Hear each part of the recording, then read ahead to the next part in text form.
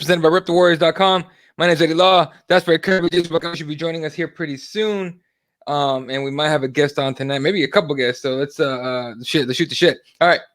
Biggest topic fucking of the entire weekend. Like, you either hate dude or you hate other dude, depending on what you thought happened in that main event.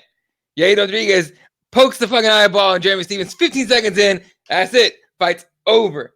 When that shit went down, what was your immediate thought when you saw it shit go down like that? Man, I'm gonna tell you something right now. Like, I've been waiting for this moment. I just wish more people watch the podcast, man, because I've been waiting for this, because I don't articulate myself well on Twitter. Usually, I don't articulate myself well through text, and certainly not through a limited amount of characters on text. I need to be able to ramble and shoot my motherfucking mouth off and talk my shit a little bit. Mm-hmm. And I've seen everybody giving Yair tons of fucking shit after this happened. Okay, where do we want to start this? There's a lot to break down here. Where do you want to start? What do you think it was on purpose? The eye poke. I most certainly do not think it was on purpose. I don't think it was on purpose, because I mean, goddamn, no one tries to do that on purpose unless you're John Jones or DC. But don't be an asshole, Johnny.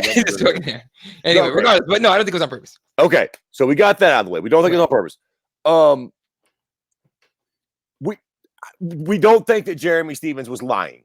We do not think that he was scared, right? We can all say that. We agree on that. We do not think that Jeremy was trying to take the easy way out.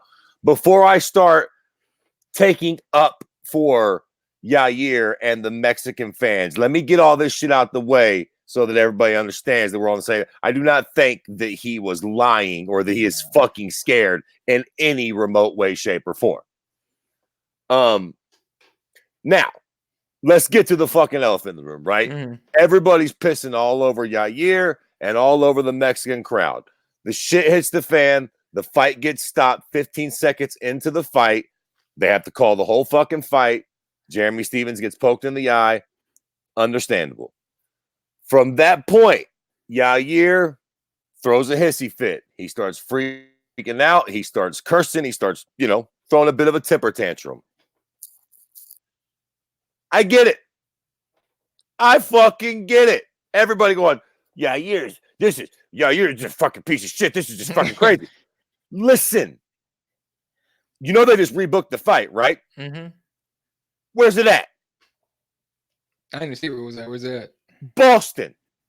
Goddamn. You know where it ain't at? Fucking Mexico. Right. You know where Yair probably won't be fighting at any fucking time in the near future? Mexico. I mean, I won't say it was a once in a lifetime. He very well may fight there again, but this is a once in a fucking blue moon at the very least. I am not saying that I advocate anything that he said on social media afterwards. I know that he's insinuated that Jeremy's a pussy. I'm off the boat at that point. But as far as his in the cage antics, right after he realized that he was not going to get to perform, he was not going to get his fucking win bonus that I assumed he was going to get in Mexico. The whole event was for Yair. Let's keep it a bean here. The fucking event was trash mostly. We were all waiting on Yair. Yair was waiting to do this for his home crowd. I understand why he lost his shit in the ring. Which brings me to the fucking audience. Yep. They get fucking pissed. They start throwing fucking beer. Jesus fucking Christ. I should have known it, though. Everybody on Twitter, fucking pussies get wet immediately. Everybody starts crying. Listen, I don't give a shit, all right? I'm going to fucking tell you something right now. I'm going to fucking point something out to you that everybody else might be scared to tell y'all. Mexicans get down a little differently. You understand me? They get down a little differently. They've been drinking all night. And yeah, there was a little bit of this, and there were some Mexican fighters on the card, but make no mistake about it, everybody was there to see Yair Rodriguez perform that night, and they were all drinking beer the whole night. Goddamn, nobody got hurt, right? No one got hurt. Just beer poured on them. That is disrespectful. All due respect, I understand their sentiment too. They spent all night, all their money, sitting through a bunch of bullshit fights, waiting on this one fight, and now they don't get none of it. Go home. Bye-bye. Thank you for your money. Oh, There will be the rematch, but it'll be in Boston. Mm-hmm. How many of those fucks from Mexico City you think get to make that fucking fight? It's over. Listen, not saying they should act like that. I get it. They should be mature. But fuck off with the maturity sometimes. I'm fucking pissed. I'm drunk. I'm pissed. I got this beer in my hand. They're not going to fight. Fuck you too, Michael Bisping. You better be glad they didn't bust out the fucking choppers and started with the craziness down in Mexico. Throwing chairs and shit. They were just throwing fucking beers. They were pissed. Again, not mature, but the idea, this is just fucking repugnant. I mean, sit down. Right. No, here's the thing about it. Like, and that's what I was saying. And I said it. I didn't want to get in the Twitter storm while it was going, so I actually said it on the morning toke. I basically said, like, look, the crowd was drunk, had been eating shit food all night. A bunch of Mexicans lost that night. There was a couple real shit decisions, like Brandon Moreno not getting the nod, in my opinion, was shit, and Carlos Esparza winning to me was shit. So they got those two already. One of their boys got knocked the fuck out, in which what might be the knockout of the year. They weren't in a good mood. I wasn't really in a good mood. I was rooting for my people, right? Comes the main event, 10 seconds in, eye poke. What do you expect going to happen? Like, you know what I mean? It's not, to me, it's not much different than when, like, you know, I mean, look, imagine if you go to Brazil and the same shit happens. I bet you they throw some shit too. You know what I mean? All this whole, like, you got to be respectful. Motherfuckers, anyone that says they got to be respectful, you got to be a respectful crowd, other than Japan, other than the Japanese crowd, all right? Go to any event outside of Japan and tell me how many respectful motherfuckers are sitting in the crowd. Zero. Okay? What are we doing? What are we fucking talking about? You're right. We get down way different. So the other thing that I thought annoyed the fuck out of me was people giving Cain Velasquez and Brian Ortega shit for doing that puto chant. You ever seen that? Mm-hmm. So they've been cracking down on it in soccer, especially World Cup soccer, right? Whenever Mexico plays, that's guaranteed to go down. It's just what happens, right? But it is no different than Brazilians saying, you're going to die. You're going to die. It is no different than that. You know what I'm saying? Like, to me, it's no different than that. So it's like, chill the fuck out with all this shit. So, okay. Do I agree with what they did? Throwing beers, doing all this shit? No. Right. But I understand. I totally understand. Same. That's exactly where I'm at with it. Obviously, they shouldn't have done that, but to be like, well, they should have just been, man, what the fuck? They were lit, man. They were livid. The whole card was kind of trash, and then the one fight you had to look forward to got ended 15 seconds into it. Right. Right. Now, the shit that Yair has said afterwards is a little annoying. Like I said, accusing Jeremy Stevens of being afraid and shit, that's a little goofy. Like, let's not get carried away now. Jeremy Stevens ain't afraid of no goddamn body. Nobody. Let's not be stupid. You know what I'm saying? He ain't fucking afraid of you, homeboy. How do you know? What the fuck? Where are you at, Jesse? In the fucking dog pound in LA? How do I know? Goddamn Jeremy Stevens would fight Yair Rodriguez, you, me, and 3 Bloods in the same fucking alley if he had to. And probably win. Well, listen, not if Yair was in there. He wouldn't win. No, it'd be different. He would fucking do it. He's not afraid. Let's not be fucking stupid. Yeah, dude, come on, man. He wasn't like, oh, this is my way out. I've been training in Mexico for fucking 6 weeks and like, 30,000. come on, bro. Like, yeah, come on, bro. Like, it's that wasn't Listen. Stop being sheeples over here, man. Oh my God, here we go. He didn't even get poked in the eye. You know, he felt those leg kicks, and he's like, you know, I want. If it was me, I would have kept fighting. I want out because of leg kicks. Yeah. Oh yeah. No, I'm glad you threw that in there, so that the fucking sarcasm is obvious. What the fuck? Right. No, I don't hate him. It wasn't. Right. Jesse? Yeah. Sorry. Oh, okay. Sorry. Go ahead. Oh, okay. So, like, look, I get. I don't know. I'm not saying I agree with what they did. That crowd was still shit, 100%. But I understand. Listen, I'm gonna tell you something right the fuck now. I ain't here to bullshit nobody and act better than nobody or spirit. Yeah. If Daddy Fred was in that motherfucking audience and I was shit house drunk and I was waiting on that fight and that happened and I had a beer in my hand, it's possible. Possible's ass. You done it? Fuck yeah. It's a beer. Fuck off. Fuck. I'm throwing my beer, bitch. If my bitch has got to be, bitch, throw your beer. Give me that shit. Anybody in this motherfucking row, if I can kick your ass, throw your beer. Oh man. And if not, I'll shut the fuck up because you'll kick my ass. Yeah. All right, what's up, Muse? He says, "Tough titty. Don't get bricklier as fuck if your countrymen got murked or lost. Don't be a bunch of cunts." Like I said, I get it. Listen. What? Listen. Have you guys not seen how violent it gets at soccer matches to the point where now they have a rule? I don't know if you know this, Fred, but they have a rule where if the goalie is about to kick the ball in soccer and the whole stadium is yelling, "Hey, puto," when he kicks it, they're going to send the whole teams into the locker room and wait it out. And then they're going to bring them back out. And if they do it again, they're going to send everybody home. And then they're not going to let people from the city come into the event. So it's going to be like an empty arena, basically. And they're going to play to no crowd. Real talk. I've been to over like almost a little over 10 Mexico versus whoever the fuck in Arizona and other, you know, like LA and everything. Every fucking time I could do that chant, I did. Listen, it's just part of the culture. Now, honestly, real quick, Fred. Real quick. Now, what do you guys think about another fighter calling another fighter a punk for not continuing the fight? I'm go ahead. Yeah, I'm mentioning Kane and T City in the crowd participating in the chant.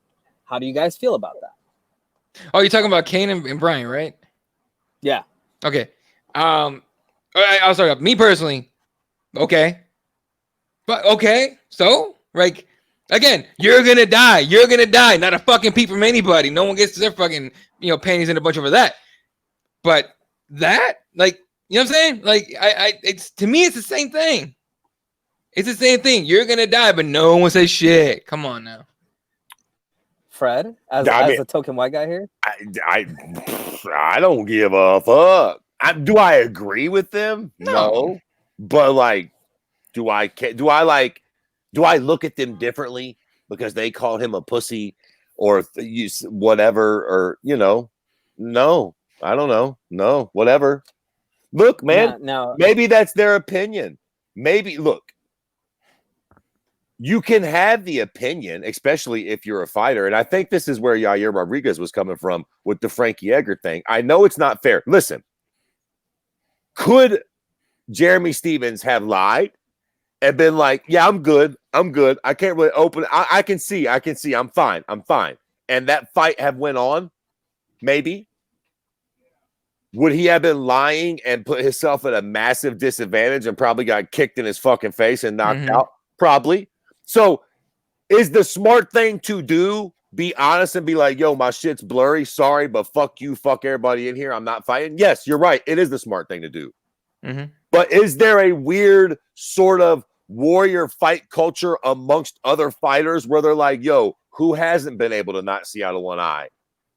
Yair's like, I fought Frankie Edgar. They had to stop the fight. I wanted to keep my shit was, y'all see my shit on Google. I wanted to keep going. I couldn't see shit. Take that fucking eye. I couldn't see nothing. Brian Ortega, same thing, right? Now, I'm not saying I agree with them, but these are men that can say, I've been in a fight with my shit closed and I lied, or I would have. I tried to say, fuck that. No, I can see. And they're like, no, homeboy, you can't. No, you can't.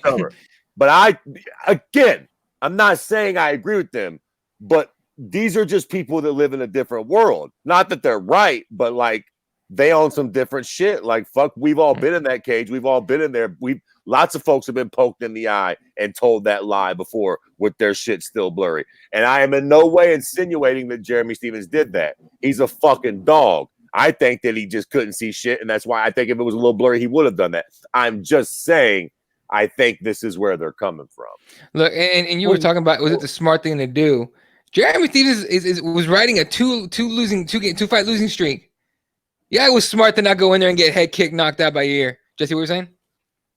No, I was also saying that you also have to take into consideration, like you said, if it was just like his vision was blurry, I don't think this would have been a big thing for him. Right. I think he would have he wouldn't have even stopped the fight. But the fact that he couldn't open his eye, and if you go back and look at it, like the doctor was trying to open his eye to take a look at it, and his face was literally spasming to the point where his muscles weren't allowing him to open his eye. Now, this condition here, you know, after about 20, 30 minutes, it goes away. Your eye is pretty normal unless you have some sort of scratch or whatever, you know. Any kind of damage after that, then you have to treat that. But he'll be open. He would have been able to open his eye, probably see a little bit more. The thing is, in 5 minutes, he didn't have the allotted time to get back into that fight, you know, and it's just one of those things. But I agree with everybody. I think that the way Yair acted is just slimy, you know, in my opinion. Like, instead of having the respect of like a GSP who, when he got KO'd, right, instead of having all of Canada riot and kill Matt Serra, you know, he told everybody to calm down. Like, he calmed down the crowd, right, because he wanted, you know, Matt Serra to have that moment and to not like disrespect that moment, you know. And as a fighter, Yair should have given Stevens the benefit of the doubt, you know. It should have been like, hey guys, we can run it back, something else, instead of having this piss poor attitude of like, like, you ruined my party, like, man, I'm gonna throw a fit. I don't know, man. I kind of feel him. You ruined the party, homeboy. I'm ready to fight. I get it. I mean, you right. Like, he probably should have been mature, but I understand it, man. Like, fuck, that sucks. Yeah, look, and yeah, go ahead.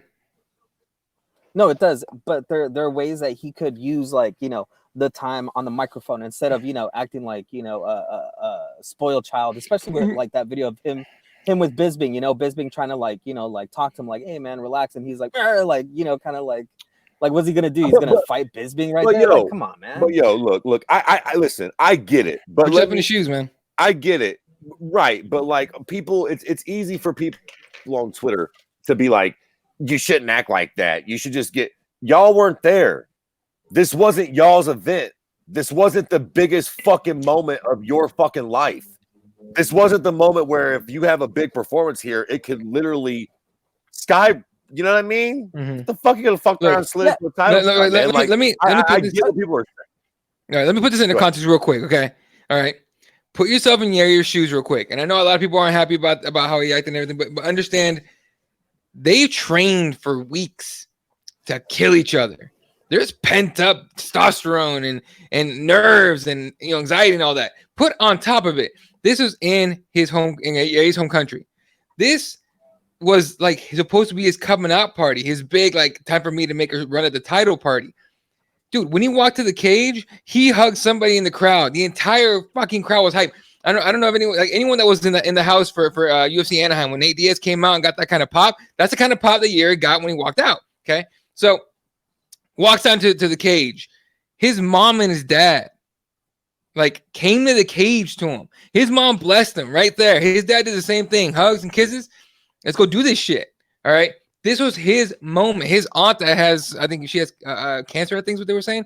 She made the trip for this shit. Like this whole thing. So you're here. You go in there. You start going through those leg kicks, poke him on the eye, whether it was on purpose or not, doesn't even matter. If it was on purpose, I don't think he would have freaked the fuck out. All right. So I don't think it was on purpose. Let's get that out of the way.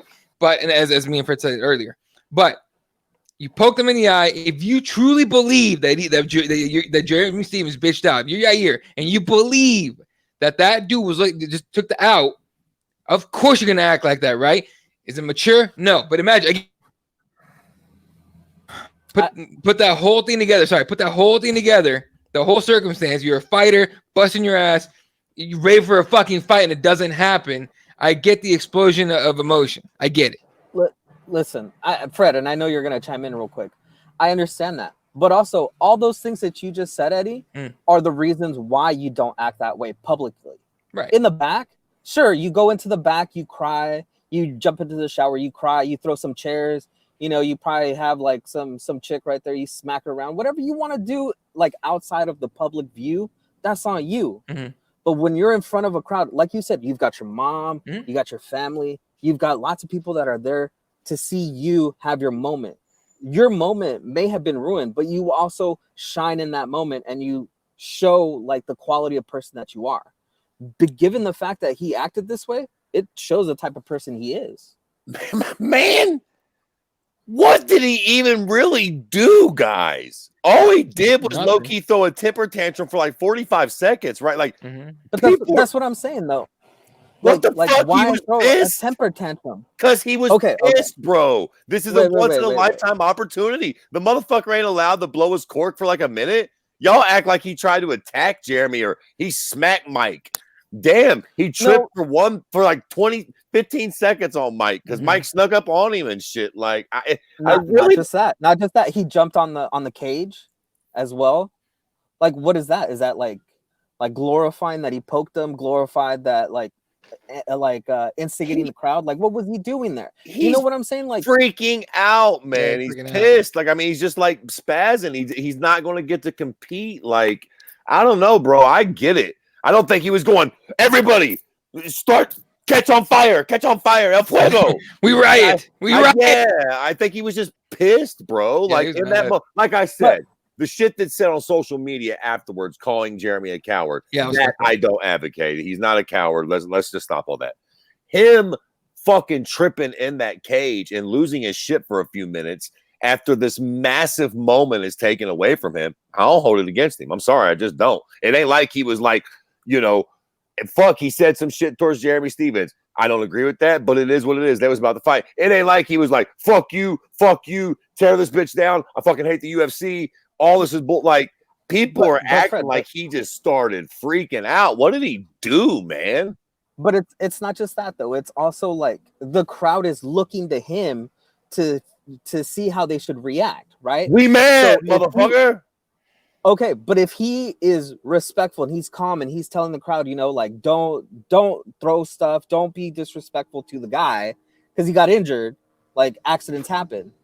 I don't think that it would have been such a volatile situation there where they're throwing stuff at Jeremy Stevens, and the crowd was being unruly, and that's just how they are.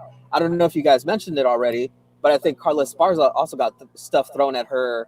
I think in her face, right, as she was walking out of the cage. Okay, well, I believe that's I didn't see that. No excuse for that. That's a different whole. That's right.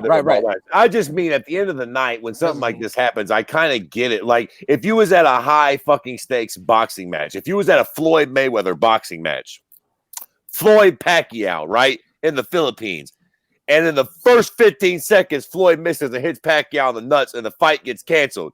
You think them motherfuckers ain't gonna start tripping? The whole all that money.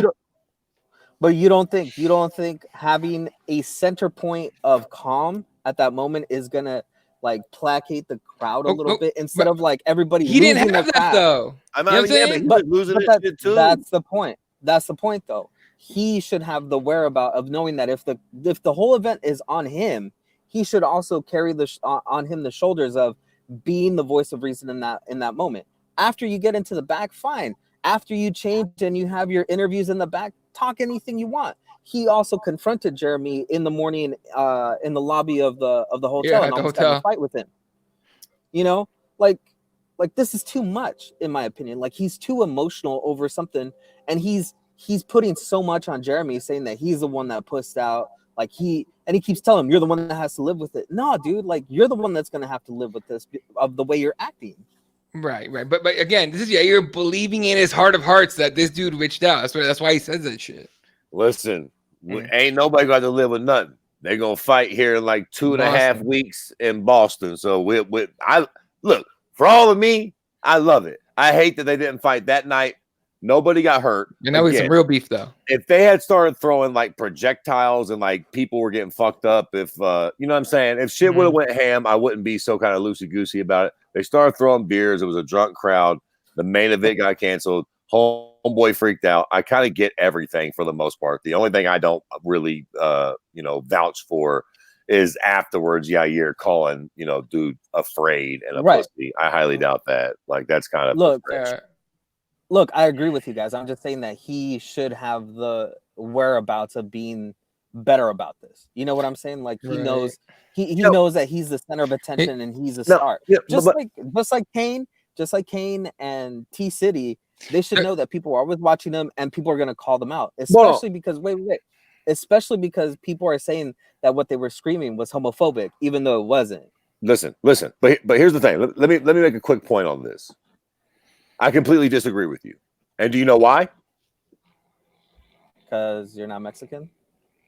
Not at all. And I'll have you know that I'm 3.9% Spanish. So all y'all can suck my dick. There you go. I'm fucking in.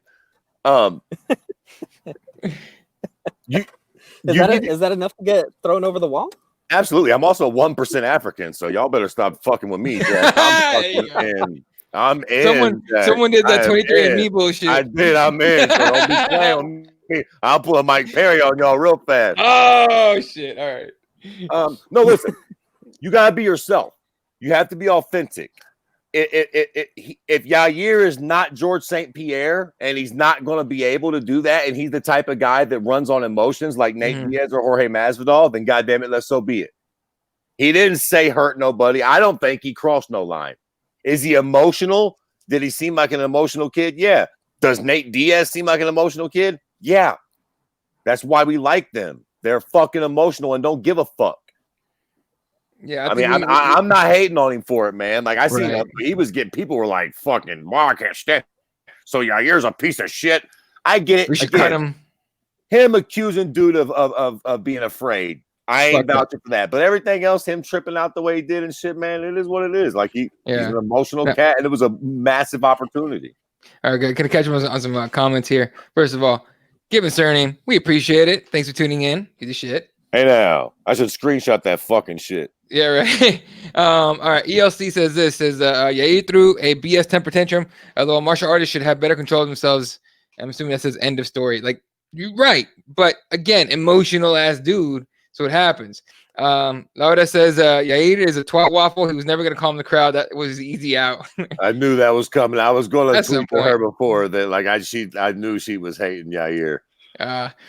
Tony says Yair's super emotional. Always has been. Remember how he was after KOing, knocking out Zombie? Yeah. Let me tell you something.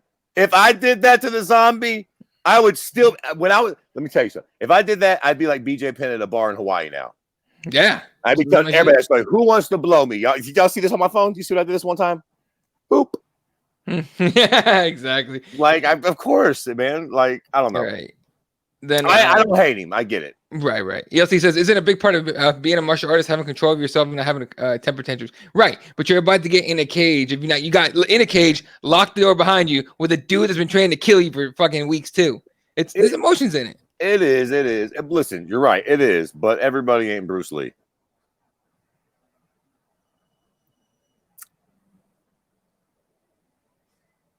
Did Eddie die? Did Eddie die? I thought maybe it was me. That's what I thought too. I was like, uh-oh. The Starbucks like Wi-Fi cut up to me. Uh-oh, looked like it might have just been Eddie.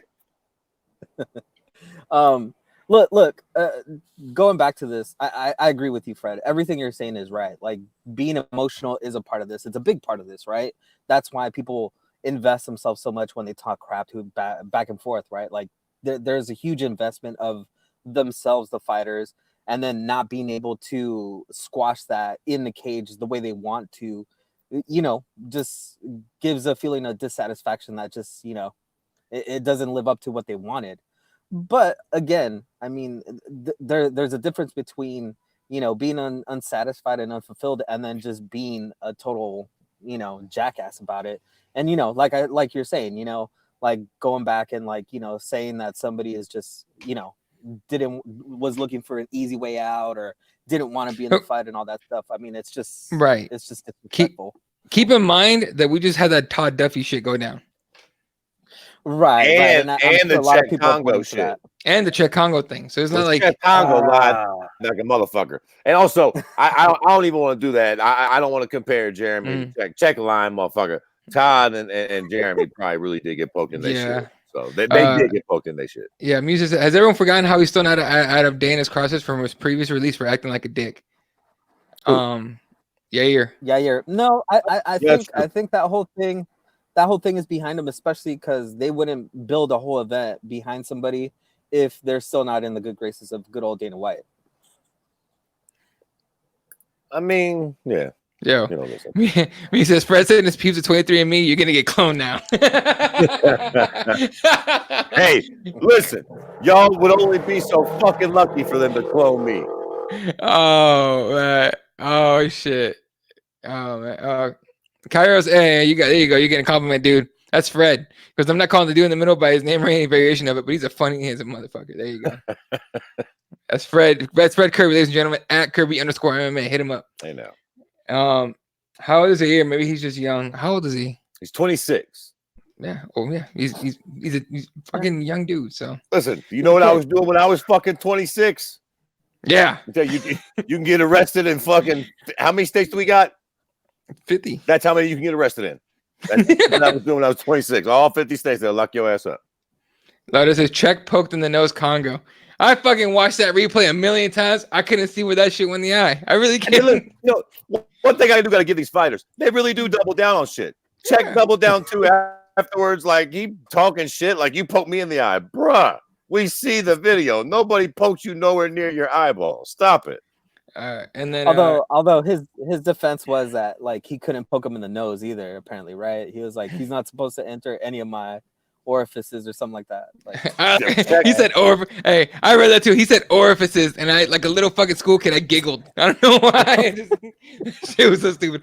All right. Anything else on this whole Yair thing before we move on? No, that's it, man. I'm over Yair. I'm glad that the fight is going to happen soon. So that's cool. We're going to keep all this hype. Quite frankly, it sucked for the Mexican crowd, but all things considered, the fight will be even bigger now. So.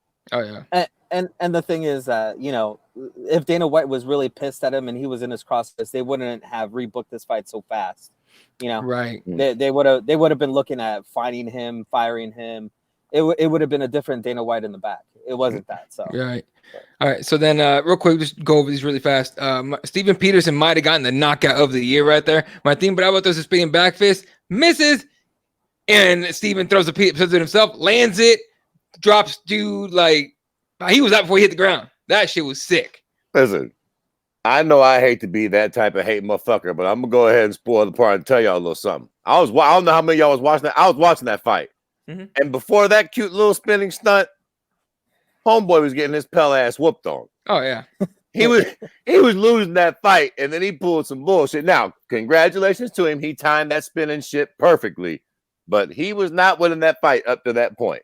No. I hate to. I know I seem like a hater. They're throwing shade. That was a great knockout, but like you pulled some low key sneaky shit there at the end. All right, then Irene Aldana pieced up. Vanessa Mello wins a pretty strong decision there. I thought she was gonna be able to finish that fight, but you know I don't hate her for it. You know, not women, female fights, not rarely, but don't always go to finish.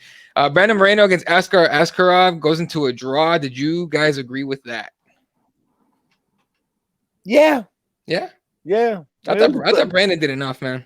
I agree with you. It was a close fight, though. I'm so sick and tired of arguing these fights that are fucking cunt-haired decisions. You know what I mean? It is what it is. I almost wish I wish draws were a lot more common. You know what I mean? Like, you never see draws in MMA. I swear to God, we have all these fights where there's these varying, crazy majority fucking draw. Man, it's a draw, yo. If half the fucking room thinks he won and half the room thinks he won, and both of y'all got a valid point, just call it a draw. Fuck it. Draw. It ain't that bad to be a draw. It's like we have this horrible thing about draws where we just cannot call shit a draw. And I get it. Everybody wants everybody wants a definitive winner. Yeah. But I feel like in MMA, we a little different though. Like if it's a fucking dog fight, I feel like low key sometimes we're like, at least for me, I'm cool with it being a draw sometimes.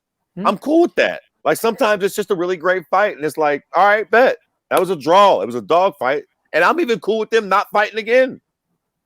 I have a question for you, Fred. Then, are you a soccer fan? You know what? My punk ass little kid's been playing soccer for 13 years. I don't know shit about that sport. I hate soccer. It is the most boring thing in the world to me. I can only watch the World Cup, dude. I can only watch World Cup. Everyone's like, you need to start watching European Premier League and all that shit. I'm like, I can't keep up. I don't know what y'all talking about. I watch my hometown team from Mexico, with the Chivas of Guadalajara, and I watch the Mexico team, and that's literally it.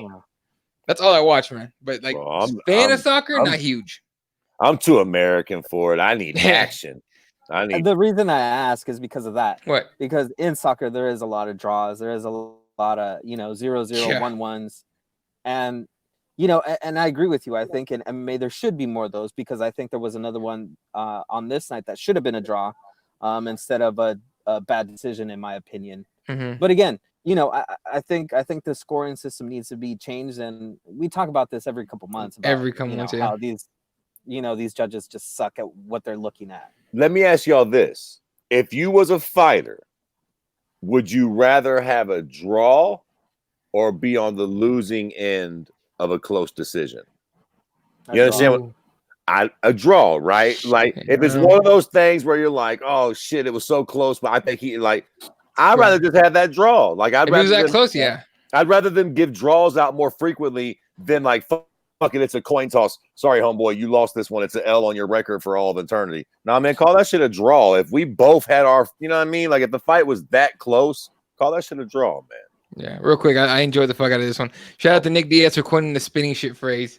Yeah, I tweeted that. I tweeted everybody. That finish, and it was. Are we throwing spinning shit now? Yeah, I love that though. What? I'm sorry, I started up there's someone Premier League is fire in the comments already. Jesus, who was? There you go, Lauda. I hope we don't get an infection of soccer talk. I just can't fucking. I just can't. I mean, I tried. I really tried. And then any team that I was like, I would ask my friends like, hey, what team should I watch? And everyone would give me a team. So like, all right, I'll watch this one. Well, fuck you, they suck. I'm like, what the hell, dude? Like, I don't know what I'm watching. Anyway, but real quick, is HM sent a question early as fuck, and I don't want to. There it is. I don't want to skip over it. All right. Because let's just hit the comment event real quick. Carlos Paz gets the decision over Alexa Grasso. Who here disagrees? Me. Yeah, I disagree. Okay. I think Alexa should have won the fight. Again, it was a close. Again, bro, it was like one of these. Would you have given her a draw? Would you have been happier with a draw? I would have been all right with it. Like I think Alexa should have won, but I'm not. I don't feel like she got robbed. No, she didn't. I don't think she got robbed. So you know what I'm saying? I feel like when it fall in this area, like kind of. I mean, I feel like fucking Grasso won the fight, but I ain't dying. She also had a chance to finish that shit, man. So how'd you score it? I don't score. I don't do the 10 bucks. Like real talk. I judge the fights like old school pride shit. Mm-hmm. I watch the fight and then at the end I'm like, I always try to judge the fights like I'm watching on a schoolyard or in a bar or a parking lot. Like after the fight, I'm like, all right, who kicked whose ass? Right. You know what I mean? Who kicked whose ass? That's how I try to do it. Yeah. And that was just a close fight, man. A lot of fights are like that. Again, I would have leaned Grasso, but also I think I might feel like that because I was low-key throwing Grasso away. I kind of thought she was a little overrated. I thought she was going to get worked in this fight. So the fact that she did a lot better than I thought she was going to do might even be why I'm leaning towards her like, yo, fuck, goddamn, she fucked around, won that fight on me. Daniel Rodriguez taking your girl, Eddie. What do you say? My baby mama should have won. All right, you know what? Fuck it. You can have her, dude. I'm about Tracy Cortez right now, okay? So y'all know who that is. You better start looking. Damn. All right. Anyway, but all right, look, I thought Grasso did enough. I mean, although she did have a chance to finish that fight when she had her beat up and hurt, and she kind of waited, it seemed. And I mean, you know, she'll go back and watch that and she'll see, damn, that was my chance and I didn't take it. So or that armbar that was super deep. I gotta give Carla all the credit for that. She let her elbow dislocate instead of fucking tapping. I give her fucking credit on that all day. I've been in that spot. It sucks. Yeah, I tapped. Man. Fuck that. Yeah, that was a crazy deep arm bar. I feel like I seen somebody say something like broads are a bit more flexible, which, like, I mean, yeah, I'll go along with it. It's 100% true. All right, Fred likes that theory. Yeah.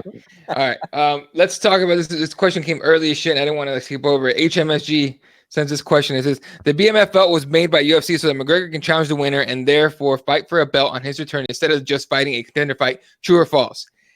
I say false because this is supposed to be a one-off, but I wouldn't be surprised if they tried to do it. No. Listen. False. It's going to be a one-off. Listen, for this moment, it's fun and it's cool and it's actually kind of intriguing. The Rock's going to put it on whatever.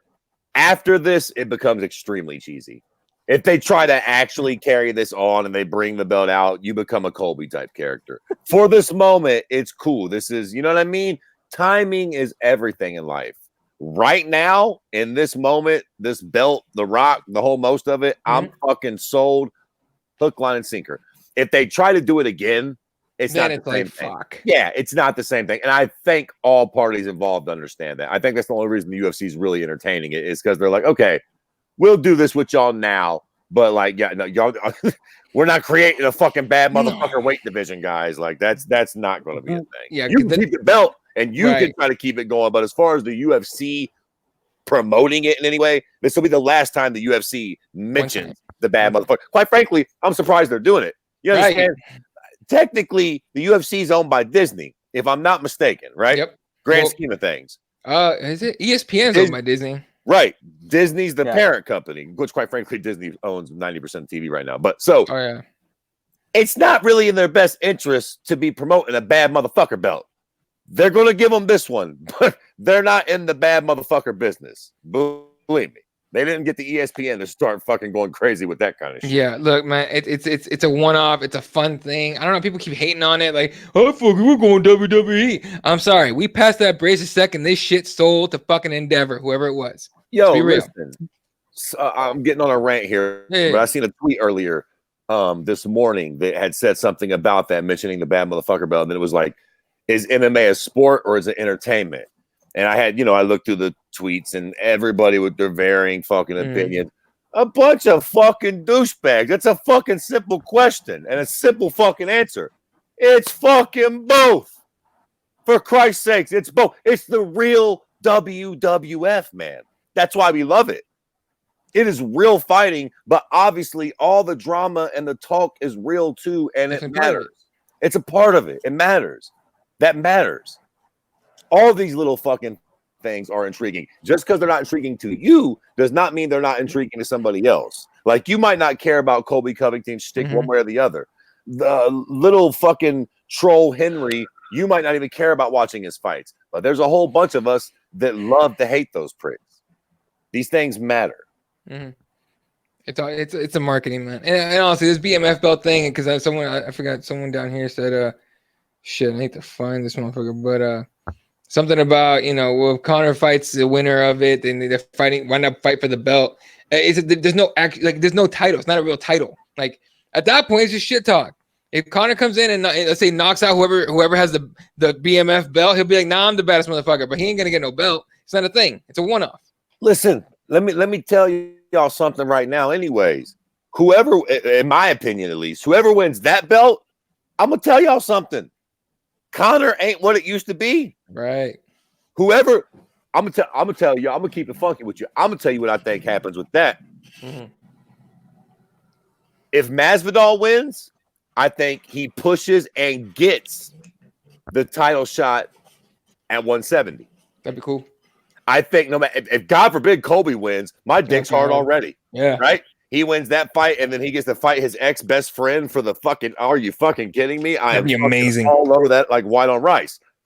If Nate wins, my dick is even harder because I think he slides down to 55 and starts calling Habib a whole bunch of motherfuckers, and all.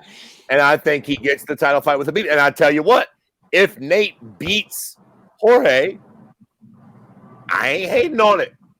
I do not think Nate is the type of guy you want to lay on the ground with. Right. I could be wrong. He might control Nate on the ground, but I don't necessarily think so. He's not as big as Roy McDonald. I think that, Nate and Habib could become very interesting. So I don't think Conor is going to configure into that at all. I think Conor's going to fucking have to take that Justin Gaethje fight, like it or not. He should definitely take that fight. I mean, I think that's what he's going to have to do. If they do Tony versus Habib, dog, he's got to take the Gaethje fight. Who else he going to fight? Yeah, look, I and again, people get mad when I say it because they don't believe me. I really don't care if Conor fights again. I really don't. I'm like, because he's gone so goddamn long, and every fucking month they tease with this shit. Now it's like, oh, he's gonna come back early 2020 or 2020 or some shit like that. I'm like, I don't fucking care anymore. When he fights, when he shows up, I'll care. Bro, listen, he needs to fight again. He needs to fight. He needs to fight Justin on the same card as Khabib and Tony. Stop playing with fucking my emotions. Let's go. The money's in the bank. Let's do that fucking shit. I know Conor don't want to be the co-main event, but goddamn it, let's get over it. If you can't do it on the same card, then do them, month after month. Like, do them shits right by each other. Let's go. Them are the fights to make. And quite frankly, I've heard that they're saying that Conor wants Frankie Edgar. I suppose, like, whatever. But Gaethje's the fight, man. Gotta be. Because that's one that if Conor wins, we all have to collectively be like, all right, All right, he bet. Like, it might not be that you always gonna have the haters like, well, he's not a wrestler, blah blah. But yo, if he comes out and starts his Gaethje, that is not an easy thing to do, and it's hard to argue that he would deserve one of those big fights. Right. All right. Here, Musement with a comment says, "Yeah, Fred, give him the dumbass BMF belt. Congrats, you're the new 165 champion. Weight class revealed on the spot. Good night, bitches. That would be fucking great. Honestly, to me, it's an interesting concept as far as it goes. Yeah, I think it'd be cool. HM says, but the belt will be physical. You think if Diaz fights afterwards, he won't put it up? It's going to be a real belt, like a real physical belt. No, we're not saying it's not going to be a real physical belt. That's definitely there. It's a one-time thing, though. That's it's like a medal at a tournament, right? You go to jiu-jitsu tournament, you get a medal. That's not up for grabs the next time you enter the tournament. You know what I'm saying? It's just that. That's all it is. Listen. I just told y'all. Y'all know what this is? This is marketing. This is the chameleon interim belt of 55 and 70. Depending on who wins it, it's the interim belt for those weight divisions. I think if Masvidal wins it, it's the interim belt for 70, and I think he'll get the next title shot there, not for the fucking bad motherfucker belt, but for the welterweight title. And I think if Nate Diaz wins, he'll be fighting for the fucking lightweight title next. Right. Let's not make more than what it really, really is, okay? It's just a nice little marketing tool. It's a nice little one-off. Yeah. And then we're gonna move on. That's it. They're not gonna make a bad motherfucking division like you were saying. That gets too crazy. But I would love a 165. Fuck that. Yeah, you don't like 165 either? Yeah, fuck the 165. We got 155. We got 170. They're both deep. Yeah. Either lose a little weight or gain a little weight. You know, come on. Fuck you up. It's hard. Anyway, all right. Here's another question from HM. It says, hey, who should fight John Jones? Who should John Jones fight next? Dream fight for Jones? Listen, I don't care who he fights. No, not he needs this to fight at heavyweight. Not this question. I've been trying to tell y'all. Listen, I've been telling y'all who John Jones is going to fight next, and y'all ain't listening to me. He's fighting Anthony Johnson. God, that'd be so great. Bro, DC is going to fight Stipe. Yeah, we'll talk about that next. Jan Blachowicz is fighting fucking Jacare. Yeah. And if it ain't Jan Blachowicz at 205, there is literally nobody at 205 for John to fight. Fucking literally, which means he has to be fighting at heavyweight. What about the kid that busted his arm? Oh, dude, Walker? Yeah. Did he even fight? You're crazy. Nah, Johnny Walker's fighting Big Mitts. No, he's fighting Big Mitts. He's fighting 28-7 or you're right. Corey Anderson. Yeah, Corey Anderson. Yeah, bro. John's next fight will be at heavyweight. It will not be Stipe. It will not be DC because they are fighting each other. AJ. AJ. I think. What do you think about? What do you think about the whole DC saying that he's fighting Stipe one time and that's it, no more? Real quick, let's just finish with John Jones thing because we'll definitely hit that next. And the Dream Fight Jones, I want to see Jones, and if Israel can get a little bigger, I want to see that. This is me. But yeah. All right. So you were talking about Stipe versus DC. Part 3 is 3. There we go. I showed 2 for a second. Part 3 is supposedly going down, and DC said it's going to be his retirement fight, which is great. A lot of people have opinions on it. I think Musement has an opinion on it. So Muse, if you can put it in the chat, I'll put it up. But the thing about it, first of all, Steve, it's not going to happen until next year because Stipe just had surgery on his eye for eye pokes from the fight with DC. So that's one thing. It's not going to happen for a minute, so this will be cool. But Jesse, what's your thoughts here on DC versus Stipe 3? Yeah, I mean, it kind of sucks because it holds up the division, as you know, as we always say with these, continuous rematches. But I mean, there's really nothing else to do at heavyweight, not unless, as Fred likes to proselytize here, that it needs to be John Jones, and John Jones is the savior of the 205 and heavyweight. But yeah, unless you got something like that lined up next. That's pretty much the only fight there. We already saw what happened with Ngannou, and for me, Ngannou hasn't shown anything new. He just keeps knocking fools out really quickly, so it doesn't mean that he's adjusted anything. So yeah, let's see this play out, and then DC becomes a broadcaster full time, and we get that. Right. And then Fred, what do you think, man? DC Stipe 3. A lot of people were saying like, well, DC didn't give him an immediate rematch. Why did DC get one? I don't know. Yeah, I don't know. Who cares? Yeah. I mean, whatever. It doesn't matter. Like, you can speculate all day long. Whatever. I don't even want to go in. I actually have a reason why, but I don't want to waste time on saying that. Right. Third fight, DC Stipe. Mm-hmm. I think DC wins. Let's just start there. I think DC is the greatest heavyweight of all time. I love Stipe. I'm an Ohio boy. It pains me to say that. I think DC won every moment of that fight, damn near, except for the last fucking 45 seconds. I do not think he makes that mistake again. I think worst comes to worst, the fight's a little boring and he wrestles him 75% of the time, but I do think he ends up winning the fight again. This is where it gets interesting. If he loses, it is absolutely 1,000,000% the last time we will ever see DC compete. If he wins, I still say there's a 50% chance that we see him compete one more time. And we all know what time it is.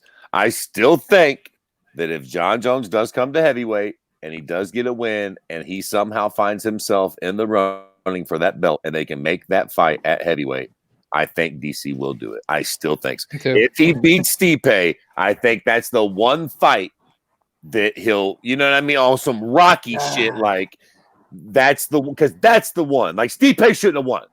You understand me?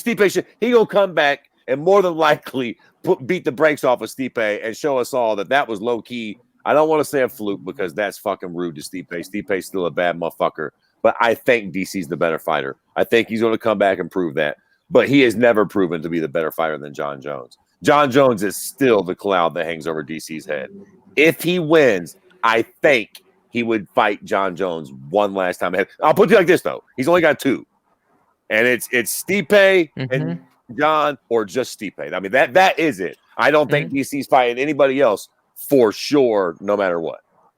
Man, you guys are like having that crazy ex-girlfriend that like, you know, no, baby, I won't key your car this time. I won't burn your shoes in the toilet. I promise I won't do that. Like, yeah. Okay, let's do this. Let's do this one more time. That's how you guys are with this whole Jon Jones fighting DC. Like, just let it go. Let it die. If it happens, it happens. It doesn't, it doesn't. I don't need it to happen. I don't know why you guys want it to happen. No, I'm saying what Fred is saying, I agree with him, is that if he beats Stipe, if that fight is there to be had, Jones DC, he goddamn right. He already said he will. But if he doesn't, I won't be surprised if he takes that Jones fight if it's there. That's all we're saying. I mean, I personally am kind of done with it too, a little bit, but come on, man, it's hard to say no to that fight if you're DC. Right. I think DC has all intentions on retiring. If he does beat Stipe, I think he retires in the ring that night, blase. I'm just saying that Jon has a way of getting under DC's skin unlike anybody else. And if he ends up winning the belt after DC's retired and he starts speaking his name or something, I can just envision a world in which fucking DC pulls a Rocky 6 and comes out of retirement for one last go around the ultimate legacy fight with his arch nemesis Jon Jones. Maybe not, but like I said, listen, it's either one or two. That's it. Right. I mean, that's just what it is. Y'all crazy. All right. And I do think he wins. I think he beats Stipe in the rematch. I think he's the greatest heavyweight of all time. And I guess maybe Musin's not watching right now, but Musin had said that he doesn't like fighters coming in like GSP. The way GSP came in won the 185 belt and then just dropped it and left and then just left a vacated belt. Like, I get that thought process, as far as that goes. I just think because DC's going to retire allegedly if he wins or win or lose. I'll tell you another thing. If he does do that, I kind of like it. Listen, and I know they probably would never do this, but if DC wins and he does retire, then that leaves a vacant heavyweight belt. Jon, get your ass up to heavyweight. Yep. Let's get the tournament jumping. Let's get a little 8-man tournament jumping for heavyweight, and let's try to crown a new fucking real king at heavyweight to get behind. Yep. I agree with you, but I think that the best move for DC at this point is to just not talk about Jon Jones anymore. Like, that chapter is behind him, and he's achieved more than Jon Jones. For now, you're right. And I think if he wants to bury that hatchet and bury it deep, he comes back, beats Stipe, and retires. Walks away, doesn't mention Jon Jones, and that's it. because I think that'll sting John Jones more than if they fight again and he beats again. But then that just proves John Jones' point, right? But I agree with you. But I think that's what DC should do. And I think that's what he will do. What I'm saying is John's a spiteful prick, and he might come in, win that belt. And then, you know, the first time he wins the belt, he might be like, DC, you enjoying your Popeyes at home? I'm enjoying your fucking belt. Popeyes, I know I'm fucking from the Midwestern cuts. You're talking about Popeyes. Anyway, all right. So yeah, that's as far as John Jones goes. I don't whatever. I mean, who's he fighting? Did he said he had an announcement. He didn't even make it, did he? Yeah, he just said he had a big announcement. He hasn't now. Listen, there's nobody for him to fight at 205. Right. He has to fight at heavyweight. It doesn't seem like it's going to be Stipe or DC. Okay, so let's end it. Well, not end the podcast, but let's end the John Jones discussion there. Who do y'all think John Jones is fighting next? I'm on record. I think it's AJ. Somebody owes me a blowjob if it's AJ because I've been calling it since day one. I'm hoping for AJ. I'm rooting for the AJ fight, but I think it's gonna be another blown up 185er. Like John, if John Blachowicz beats Jacare, which he should, I think it's gonna be that. So you think they wait for a while for John's next fight then? Yeah, I think they're gonna wait. It won't be this year. Okay. What do you think? Spot. Who does John fight next? Probably just to piss everybody off, someone at 205. Who though? I'm forcing. You got to give me a name. You got who? Who would he fight? You know what? I would honestly say that they might even give Maheta the rematch at this point because you're right. There's nobody there, and unless Corey Anderson like somehow like literally kills Johnny Walker in the octagon and then uses that blood to write John Jones's name and calls him out or something. Like I just don't see how either of those two guys has enough of a good performance to be able to, even put up a fight. But I think the UFC would probably be interested in giving him Maheta again and just seeing what happens. Seeing as how, that first fight was such a good fight, a low key good fight, given that everybody thought that John Jones was just going to run through him. Am I the only one that just feels like this is a travesty at this point? Like, I mean, no. Look, Fred. Everybody is moving up in weight. Like, why is John Jones? Like, why are we suffering through this, man? Anderson did it. Ugly little Henry Cejudo did it. McGregor did it. Penn's done it. I mean, so many. It's like, come on, John. What the fuck, bro? There's nobody else for 205. You're too good. You're not like a random good champion. You're not a random, like, there's nobody like John Jones, quite frankly. I mean, like Henry Cejudo, like, yeah, he's good. Double champ. Man, he ain't shit compared to John Jones. Real quick. Look, who's Weidman fighting? Because I just saw it pop up on the chat. Fuck. I forget. Somebody at 205, right? Yeah, he's a 205. So, all right. Well, how about this? Oh, well, my bad. This one. Weidman if he wins. No. What about that? What about that? It's at least a name. Don't ask me because fuck for me. What about that? Yeah, right. I want to see John go fucking heavyweight, man. Fuck. Fred, you're not gonna get that. And you know what? I'll tell you why. I think John Jones knows that if he goes up to heavyweight, I don't think he'll be as good as he is at 205. So, and I think the other reason is because all those fighters are big and they cut down to 205 and he's able to get them depleted. If he goes up to heavyweight, it's just a different fighter. And I don't think he thinks that he has that same. Yep. There you go. Yeah. He doesn't want to give up his advantage. Yep. So that's a good point. Well, I'm going to fucking tell you something. As of right now, I think the idea that Khabib, legacy-wise, greatest of all time status, is even comparable to John Jones is a fucking joke. As of right now, I think John Jones smashes him. But if John never moves up in weight class and he just keeps smashing not tomato cans, I don't want to be a fucking cunt, but if he just keeps fighting these guys that we have no interest in seeing him fight, and he never moves up and challenges himself, and Khabib happens to actually win a few fights and move up to 70 and challenge himself against fucking, Colby Covington or Usman or whoever's there, I will change my opinion on that. I will hold this against him if he does not move up and challenge himself. All the greats did. All the truly, even George St. Pierre who I hold to the fucking fire, eventually moved up and challenged himself, man. Fred, there's a name that just got repeated 3 times in the comments, and it's Dominic Reyes. Reyes, yeah. That is another name. Another name for who? For John Jones. Not for Daddy Fred, it ain't. Dominic Reyes says, I mean, come on, real talk. Bro, John Jones, we can't pull up shit no more. Pull up John Jones' record and look at the names this man has murked in that octagon, bro. Fucking everybody. I get what people are saying, but the fact that we're even mentioning Johnny Walker or Dominic Reyes or motherfucking Corey Anderson is disrespectful. He is our Floyd Mayweather meets Mike Tyson. He is the fucking living GOAT of our sport. It's a mockery him fighting these cats, man. I'm telling you right now, he gonna fuck around and get Anthony Joshua. Good. And then that'll teach not everybody. Fucking good. Not fucking good. That's not fucking good. Yeah, you don't want that. No. Yeah, I do. God damn it. That fucks everything. What? Right. Your financial stake in John Jones Incorporated? Is that what gets screwed up for you? No, I'm just saying it ruins the fucking party. Shit.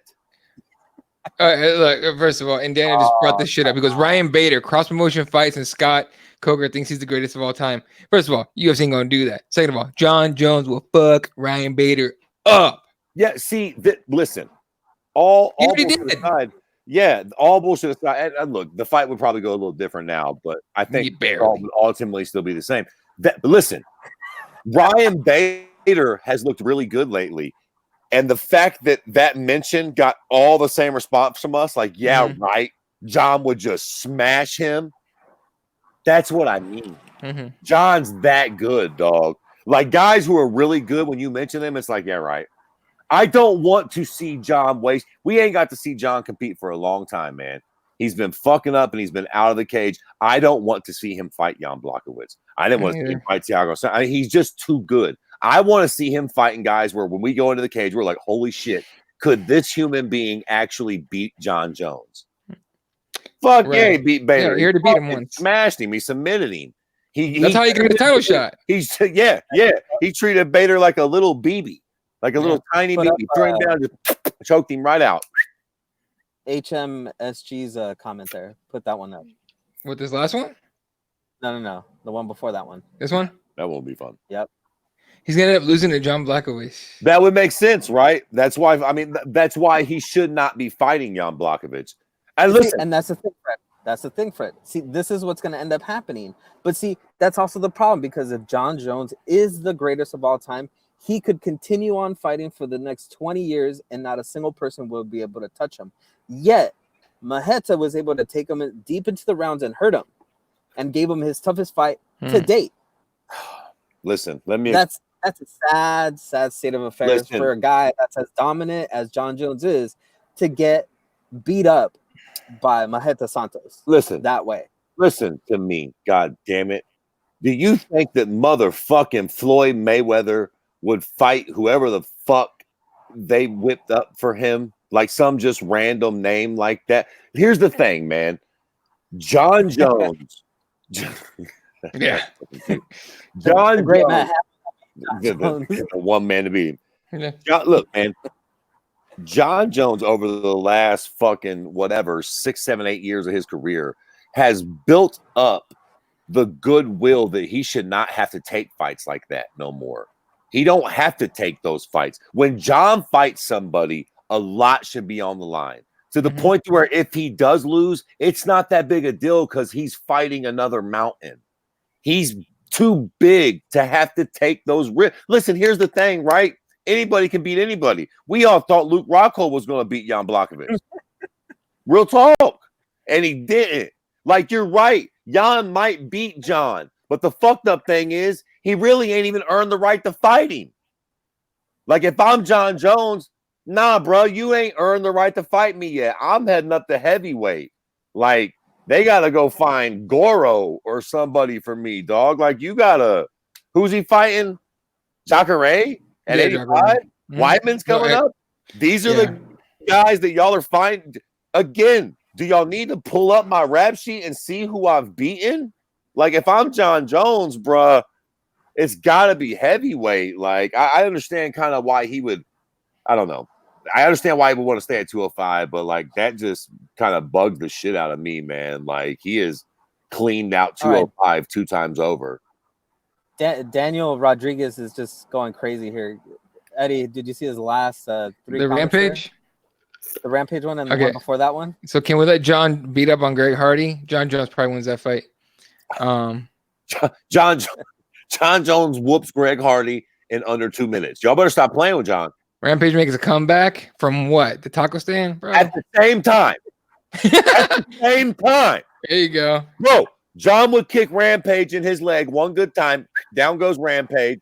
He would grab a hold of Greg Hardy and put him on his back and go. Yep. Yeah. I mean, I think y'all better stop playing with John Jones. I think people get the idea that he's human because he's fighting these guys he shouldn't be fighting. If John fights another dangerous animal, I'm trying to tell y'all, like, that dude is the best. Yep.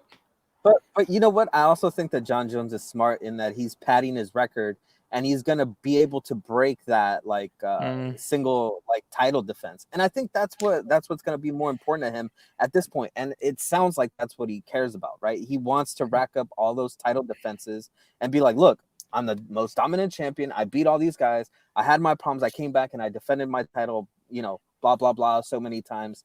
I'm the greatest ever. Don't mean shit. Don't mean anything. I mean, I get what you're saying. DJ did that. DJ did that, and it didn't mean a fucking thing. DJ went up to 35 and fought one time, and it would have trumped 5 of those title defenses. Same thing with John. John goes up and smashes Ngannou, and it's worth like 3 title defenses at 205. Yeah, who isn't sitting there going like, "Holy shit!" If that happens, I would be. We lose our minds. And what else can John even do at 205 that would impress us with him? He has to do something like that for us to be like, oh my God, John really fucking is incredible. Mm-hmm. And then the great thing about that is, if he loses, then cool. We go back to 205 and we dominate for the rest of our career. We're like, yo, I still was the greatest 205er ever. Heavyweight was a little big. I tried it, got knocked out. Fuck it. Mm-hmm. You know what I'm saying? Like, there's no real loss. I got you. All right, there will be a loss, though. What? You don't want him getting KO'd at heavyweight and then having to tuck his tail back in and going back to 205 because it's just not going to be the same no more. Okay, wait a minute. Max Holloway just got beat down at 155 by Dustin Poirier, and he's going back down. So what? And we're stoked about wait. Volkanovski fight. Great. Stop That's it. Huge. You're comparing Max Holloway to John Jones. That's what you're doing? Yeah. Yes. Yes. What the fuck? I mean, he's right there, motherfucker. Are you crazy? Dude. Wow, Yes. It's a loss at a higher weight division does not. I mean, it's what the fuck? It's a higher weight division. Like, there's no pride loss like that, man. My favorite comment of the night already. Laura says he's gonna need a ton of picograms to go up. Listen, I'll say something right now. I don't even care. Get them picograms, baby. All the white girls, all the cocaine, and all the picograms you need just so long as you're fighting a heavyweight. Yeah, heavyweight is a different story too. Anyone can get KO'd. Yeah, if John moves up, I want crazy fucking coked out strippers John Jones to go up. I love Not just like, you know what I mean? Listen, so I mean, all bullshit aside, I think John's the best fighter in the sport. When we see him compete, I want to see him challenged. Period. It's just the end. Right. That's right. it. Like I went to 235 and I saw him fight Lionheart. Right. You know what I'm talking about? Anthony Smith. Okay. And the whole time I'm like, John could finish his fight. What the fuck is going on right now? Right. And I give Lionheart a lot of credit for lasting that fight. But John Jones should have finished that fight pretty goddamn early. So, but we can keep going on and on with John Jones, but we got to keep moving here. So, all right, real quick. A couple of events coming out this weekend. I believe Bellator's going down. Bellator Dublin, I think, on Friday. And normally I wouldn't really talk about it, but 2 fights that are pretty interesting going down, at least 2 fighters. MVP is taking on Richard Keeley. By the way, Richard Keeley is 3-1, so we kind of know what's going to happen on the fight anyway. But for the most part, of course, MMA is MMA. Anything could happen. Michael Venom Page's fight, and then the main event, James Gallagher getting Roman Salazar as a last-minute replacement. James Gallagher is 9-1-0. Roman is 13-9, so he's getting a guy with plenty of experience. So I'm not sure if you guys have any opinion on either one of those fights, but just to let everyone know, that shit's going down. I mean, I love MVP, man. I don't love the fact that he's fighting somebody that I'm not really, you know what I mean? We have this back to the tomato cans low key, and I'm sure that I'm probably just kind of not hip to the gentleman that he's fighting. But I love watching MVP compete. Mm-hmm. But you know, other than that, Bellator can suck my dick for the most part. Especially when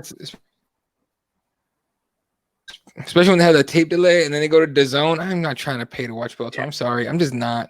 I don't care what anyone says. Fucking casual, fine. I'm just not paying to watch Bellator.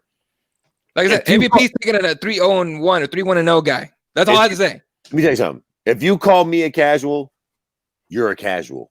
Yeah. Like if you ain't seen me around, Jack, you a casual. Yeah. Like yeah. So all right. So then that's going down on Friday, I believe, and then this weekend, UFC Denmark or Copenhagen, the Royal Arena, Copenhagen, Denmark. Just rattle off some names here. We'll talk about the couple big names on there. But Bahadar Duzar is on this fight, and he's in the prelims. That's my dude. So that dude fuck with here. Don't miss that fight. That dude's fun as fuck to watch. And then Nicholas Dalby against Alex Oliveira, Cowboy Oliveira, Oven St. Preux's here. Ian Kutalaba taking on Khalil Roundtree. That's a fucking fight. Khalil Roundtree is a bad motherfucker since he got back from Thailand. Gilbert Burns in last or late replacement against Gunnar Nelson. Mark Madsen against Danilo Bilardo. And then the main event, Jack Ermanson against Jared Cannonier. So I was talking to somebody about the main event. And all they could fucking say was, who fucking cares about that main event? Do you guys agree with that sentiment? Yes. Yeah? I do. Okay. I mean, look, it's a card for that part of the world. And I don't think it's as an important card for us. It doesn't seem like it has big ramifications for the division, right? Mm-hmm. It'll probably be a low-key good fight card, you know, because most of those times those fight cards where there's not a lot of like heavy hitters, heavy names, that's where we get some of the most exciting fights because these guys need to kind of make a statement to get onto the bigger shows and stuff. So I think it'll be, you know, low-key a good fight card. Other than that, man, if you're a casual, I don't think this is the card for you. Okay. Yeah, go ahead. Listen, I don't really care, but obviously I'm a fucking degenerate fight fan. So clearly I'll be up with my fucking coffee or my whatever in the afternoon watching the fight. Here's the thing, right? Make me care. This is the time I will be watching. I will be begrudgingly watching. Actually, I'm tripping. I love these early afternoon cards. Keep it a buck. I'm actually really looking forward to this card. Not a lot of sexy names on it. As far as the main event goes, definitely not like a very sexy main event. Right. But two very talented guys. The fight should be good, and it provides them an opportunity to make us care for next time. This isn't the one that's going to sell us or sell a lot of tickets or, you know what I mean? Like get up streams. But if somebody does something great here, if one of them have a really crazy standout performance, this might be what generates them into a spot where we do care next time. All right. So real quick, because everyone just pointed this out, I didn't realize ELC just said there's 3 Bellator cards this weekend. And she's right. There's 2 on Friday in Dublin, and then there's 1 I think at LA, which I think MMA Gods is driving out to the LA Bellator card. By the way, have fun; those are fun shows. So we got the Bellator Dublin with Gallagher and Salazar as the main event. Then I don't know how they're gonna work this out. I think it's right after that one. It's Henderson, Benson Henderson, Bendo or whatever they call him now. Smooth Benson Henderson against Miles Jury on the main event on that one. And then I think let me see if there's a co-main. Yeah, there's coming, but there's that fight, and then after that on Saturday you have that Bellator LA card, Pitbull against Archuleta, Machida against Musasi. That is a pretty fun fucking card, so I'm definitely gonna try and watch that one on Saturday for sure. But regardless, 3 Bellator cards. I was just about to fucking take a big fat nasty shit all over Bellator for having the Stones to run 3 cards on one fucking weekend. And I still think it's a pretty stupid idea, but that fucking Saturday card, I gotta say, nice. Musasi Machida, I'm here for it. That's a rematch too, right? From a fight UFC. The Machida won. It was a good fight, but Machida won very clearly. All right, fair enough. Fair enough. I'm here for it. I gotta take my punk ass kids to a haunted house Saturday night. So I'll have to I'll be up in the haunted house on Twitter watching fucking Machida and Musasi. Right. No, so it's definitely worth watching, man. Honestly, that especially that Saturday card. I'm gonna watch the Saturday card probably only as far as the Bellator goes, because I think UFC ends pretty early, and then it probably goes into that one. I'm not sure how the time's gonna work, but yeah, I think the UFC's hella early, like after. Like, yeah, it's like the main card starts 11 my time, like a 2. That's like 2 p.m. your time. Yeah. So like by 6 o'clock, it's a wrap. Yeah. So and also, Fred, since you already have the zone, you know, on Friday you can always tune into Combate Americas. Last weekend they had their 155 title, their inaugural title. So they had a championship fight down in Mexico. Yeah. And Rafa Garcia is their new 155 champion. And this weekend they're having an event as well. And our boy that we had on the show a while back, Henrik Wassemer, he's going to be on the show on the fight card. He's down in, I think they're in Guadalajara, Mexico, on Friday. So, you know, if you guys tune in, you're going to see some good fights. And the main event, Horacio Gutierrez against Chase Gibson. I'm pretty sure some people have heard of Chase Gibson before. He's one of those guys that, you know, he's been around he's been around different organizations. So check him out, Combate Americas. And I think hopefully next week we'll have Mike Filmowitz back from Combates to talk a little bit more about the past few events that they've had and the future Tito Ortiz fight that they're gonna have. Oh God, that's gonna be fun. Anyway, yeah, I remember we bugged him about that last time, trying to get him to announce it on the show. He's like, I can't say anything yet. Like, all right, dude. Anyway, all right. So keep in mind, Friday night, 2 Bellator cards. Saturday night, 1 Bellator card. UFC prelims for Copenhagen, 8 a.m. Pacific time, 11 a.m. Eastern time, and of course 11 a.m. start time for the main card on the West Coast. East Coasters get it at 2. So you got really a full week in MMA. And then do you have the times for Combate? I think it's on Thursday. It's like Thursday, right? That's Friday. Friday. Okay, Friday. And then they're coming here, I think, on the 11th to Tucson again. Like, come to Phoenix. Go up north, dude. What the fuck? Like, it's 100 miles away, dog. Just come to Phoenix, please. Anyway, but they like doing those outside shows out there for some reason. Yeah, they did. And 8 p.m., 10 p.m. Central, 11 p.m. Eastern. Yeah, on the 27th. So Daniel won't let this go. And yeah. Oh, you can tune in on what? And Univision and aren't they in the zone too? Or am I wrong on that? Yeah, Univision on the zone for the full. And then if you got the Facebook, add them. They do like a recap of the show, and they also show you some of the prelim fights on their Facebook page. So you can watch some fights. Do you know what real quick. Go ahead. No, go ahead, Fred. No, I'm just gonna rant about the zone. So go ahead. Oh, okay. Well, I'll hit this, and then we can leave with Fred's rant here. But also shout out to Katie Collins and her family. Rest in peace. Was a flyweight fighter, 32 years old, died of an aneurysm, basically. So tough to hear that. That's super young. That sucks. That really does suck. And real quick before we're going to zone. Actually, no, going into zone rant because we're gonna end it with this next thing because I keep getting the same damn question. Go ahead. Listen, it's a quick rant. It's just that I've been trying to get rid of the zone for 3 fucking months. I'm just too much of a stoner and a lazy prick. If they get your card, they keep it. Like, I forget to cancel it. So every time I'd be like, oh yeah, fuck, I ain't got the zone. I'd be like, oh, I do, because they just automatically charge my monkey ass every month. Like I'm too fucking lazy. I don't want to go back and like hit all the buttons it's you know what I mean? It's too much. So now they just got me by the short and curlies. They just get my fucking $12 every month. So when the fuck is Tyson Fury boxing or whatever? Who Canelo? What am I getting with this? November 2nd. Okay, I'll watch that then. They always they got us stoners and us fucking lazy people though. they get your card. What are you gonna do? Fucking fuck it. Keep it. Yeah. Yeah, you know, I totally want to invent some app where people just send in the information and then I kind of like, you know, basically don't send them anything so they forget about me and I just keep charging them in the background. Oh, that's already made, dude. That's called most gym memberships ever.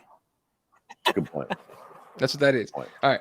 Real quick, Dan Rodriguez won't drop this, so he says this. Did you guys hear Brendan Schaub say, yeah, you're Cowboys being a puto? Well, he fucking did. That's the thing. No, but was he talking to Bisping? I think he was talking about Jeremy Stevens. He was freaking out. I think yeah. He was faced away from Bisping and he felt somebody touch him. And I think he turned around like don't touch me, puto, or something like that. Like, you know, maybe don't touch me. Yeah, like whatever. Man. Yeah, he apologized to him later, so it's like, yeah. Look, for everybody that doesn't know, Mexicans use that word for everything. Every fucking thing. That's the word, man. Like for everything. Like it could be good, bad, it could be awesome, it could be horrible. I hate to make it seem like I just keep like taking up for Yair, but maybe he did think it was like Jeremy Stevens or like one of his coaches or some shit, and he was just like, "Get the fuck off of me." If not, whatever. I guess he's kind of being a dick. Yeah. But what are you gonna do? Is what it is, man. Yeah. All right, and then did you guys talk about what's his name, the announcer Fitzgerald, hiding under the table while they were brilliant. I love it. I love it. Listen, what are you gonna do? He's a fucking civilian. He ain't no gangster. I love that Bisping just stood up too. Like, what? Like I'm ready to punch the Modelo, Jack. What's happening? And I will say that I appreciate that Bisping didn't even move, even though Yair did get all fired up. Motherfucking Bisping didn't move, Jack. Right. Yeah. He looked back like, oh shit. All right, chill out. Are they pulling the Monterrey card? Probably not. Anyway. Yo, you seen when he did that shit too? I seen somebody put somebody put a tweet up, and you can see that Herb Dean, like he did that. Herb Dean turned around like, hey, Jack, what the fuck? Easy, son, easy. Herb was walking off, and he heard that, and he turned back around. He's looking back like, listen, I'll throw you a flag right now. There you go. Don't think the ref has left. Yeah, Spencer reporters. We get to if you watch boxing. Yep. Yeah. That's gonna be a great. I'm watching that fight. Is that on the zone? I don't know. Don't matter for me. Pay per view. Yeah, well, listen.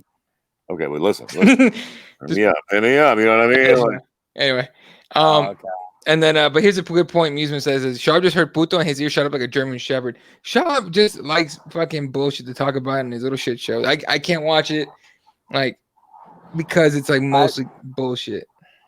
Look, I used to listen to Luke Thomas. Now that he went to his little network, I can't watch that either. I don't listen to him no more. It's like when Helwani went to ESPN, people stopped watching the MMA Hour, but then people don't really watch his shit either that much. Like, yeah, you know what? I gotta say, you guys are kind of right, man.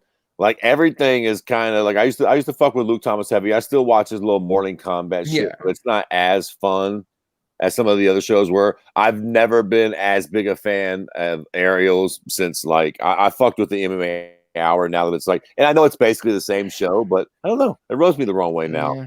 Something about it's different. Like there's definitely some room in the MMA podcast sphere for pricks like us, you know? Yeah, what the fuck? We should be in there. What the hell? I know. We'll work on that. Anyway. All right, folks. Anything else before we head out of here? No, that's it.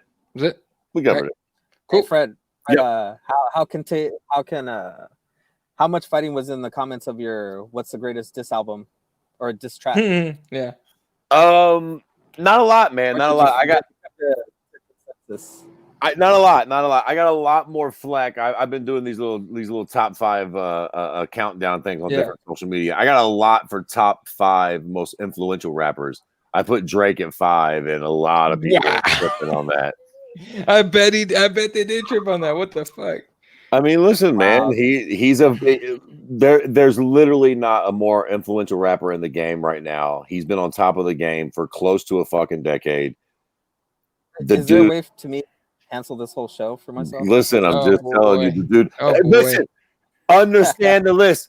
Influential. I'm not saying the greatest. I'm not saying lyricist. I'm just saying as far as influence on the culture and other rapper, and he is still influencing right now. When he drops a new album, if it's got a new sound, you'll hear 13 rappers. Everybody else will do it just like that. I mean, words that are said. I mean, the dude has mad. And look, he was 5. Goddamn it! I say he was number 1. Audrey Camelaz can kiss my narrow ass, Fred. I'm too stoned to understand what that means. Who is Audrey Camelaz? Aubrey's his real name. Aubrey. He put D. It's B. It's Aubrey. I think it's Aubrey, right? Yeah, no, Aubrey Graham. Yeah. Okay, but Aubrey Camelaz is funny. Anyway, I got you. Yes, all right. Well, hey, real quick before we go, what was your top diss track or your favorite diss track of all time? Pac, hit him up. Ooh, I love that one. Listen, the fucking track starts off. That's why I fucked your bitch, you fat motherfucker. It's kind of that. And he really fucked this bitch. Allegedly, I mean, that's as good as it gets. Like as much as Drake did to him, That's why I fucked your bitch, you fat motherfucker. And he really did. That's the end of it. Yeah. To me, I had a tie because I saw your tweet. I just didn't fucking have time to respond to it because I was at work. But to me, it's between that one and No Vaseline. Ice Cube got personal as fuck on that track, and I was like, "Woo, shit." So top 5, fucking whatever the fuck I just said for 1. Nas Ether 2. I had Cube No Vaseline at 3. And then I actually had Pusha T, The Story of Adidon at 4. Yeah. And I had Drake back to back at 5, and that was another thing that got people mad. But Drake to Drake's back to back was to the best of my knowledge, the only diss track that became like a fucking #1 hit. Right. Like, right. Grammy nominated.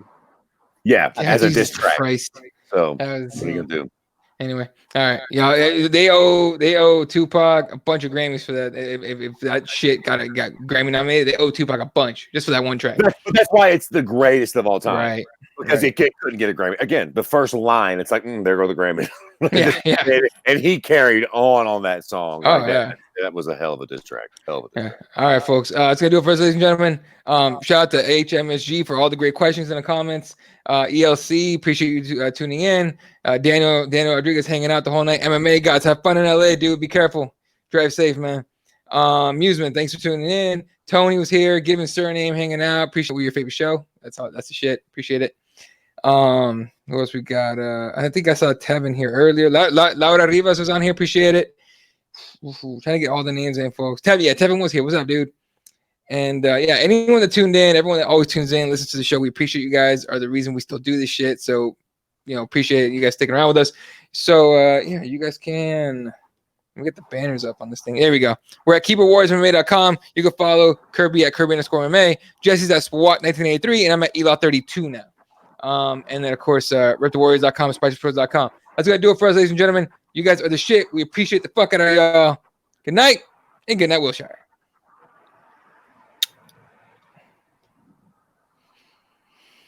We just filmed a fucking